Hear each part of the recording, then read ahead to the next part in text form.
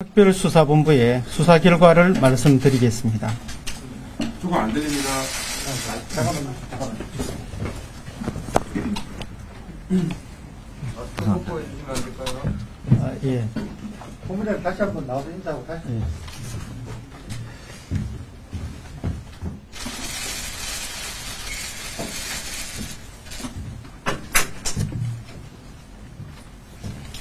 특별수사본부장 손재한입니다.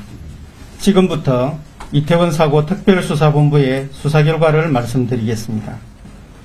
브리핑에 앞서 이태원 사고 희생자와 유가족 여러분께 다시 한번 깊은 애도와 위로의 말씀을 드립니다.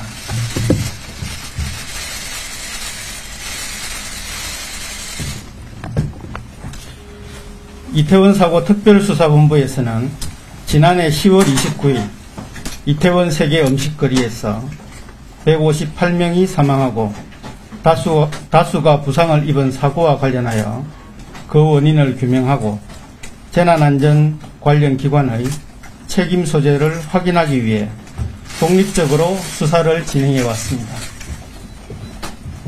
먼저 사고에 이르게 된 원인입니다.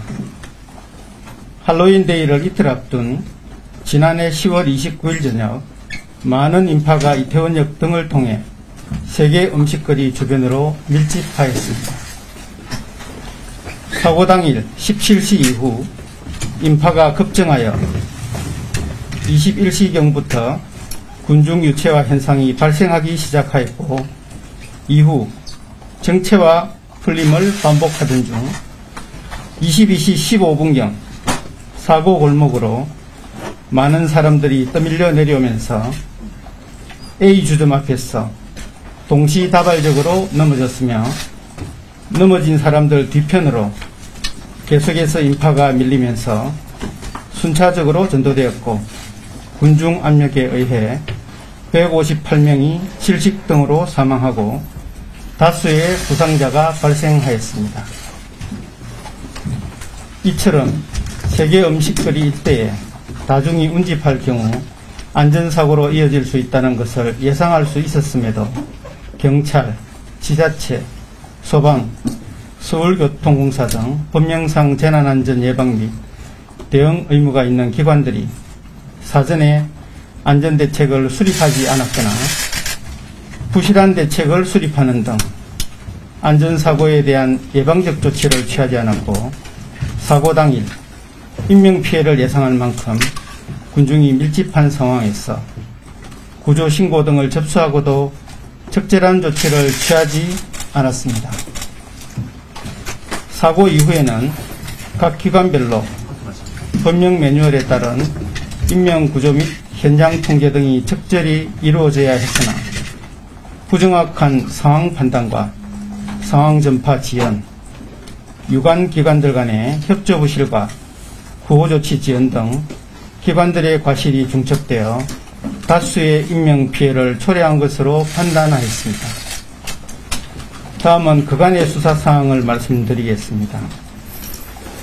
특별수사본부는 이번 사고의 진상 확인과 책임 규명을 위해 현장 주변 CCTV와 SNS, 언론 영상, 제보 영상 등 180여 점을 확보하여 분석하였고 두 차례에 걸쳐 국가스와 합동 현장 감식을 진행하여 사고 장소를 정밀 개척하고 단위 면적당 인파의 밀집도를 확인하였습니다.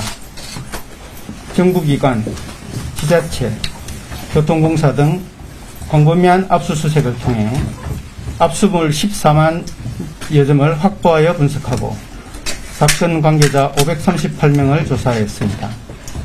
또한 이번 사고와 국내외 유사 사례를 비교 분석하는 한편 공학, 의학, 법학 등 관련 분야 전문가의 자문을 받아 사고 원인 분석 및 법리 판단에 참고하였습니다. 수사 결과입니다.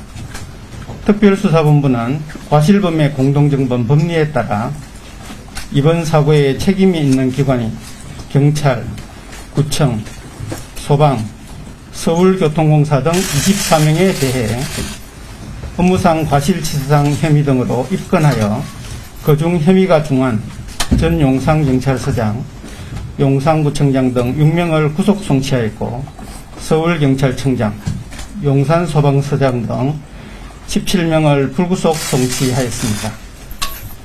행안부, 서울시, 경찰청, 서울시 자치경찰위원회에 대해서는 압수물 분석 및 관련 부서 공무원에 대한 조사 후 법리 검토를 거친 결과 사고 발생에 대한 예견 가능성 등 구체적 주의 의무 위반이 있다고 보기 어려워 수사 종결할 예정입니다.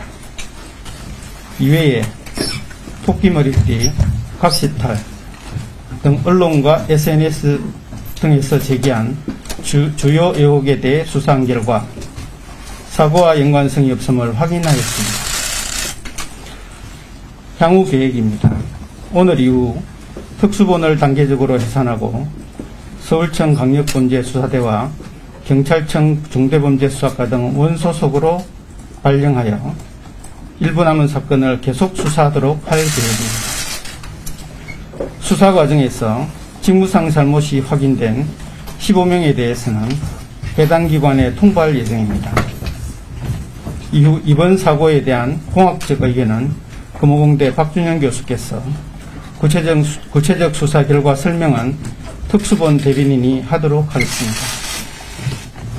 감사합니다.